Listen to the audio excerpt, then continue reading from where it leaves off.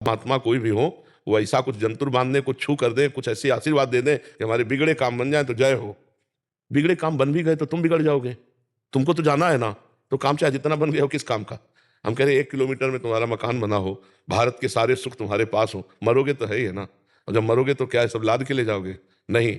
तो फिर इनमें समय बर्बाद कर दिया और जिससे बोध होना था, जिससे परमात्मा प्राप्त, वो तो साधन किया नहीं, तो फिर गए ना 84 के चक्कर में।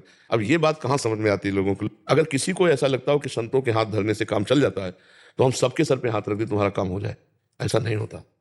काम होता है भजन करने से। हम भजन करेंगे और कामनाएँ करेंगे तो भगवान उसकी पूर्ति, पक्का समझो फ्री यहाँ कुछ नहीं है।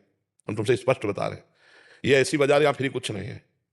यहाँ जो कुछ तुम्हें चाहिए तो तुम्हें कर्म करना पड़ेगा, या तुम्हारे पास पूर्व का बैंक बैलेंस पुण्य का हो तो मिलेगा, नहीं तो नहीं मिलेगा।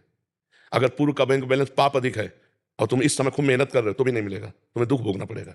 भाई यही ज्ञान जैसे सृष्टि का हो जाता है ना, वो बड़ा प्रवीण होकर अपने को बचा करके निकल जाता है। तो ये ज्ञान तो केवल संतों से मिलेगा।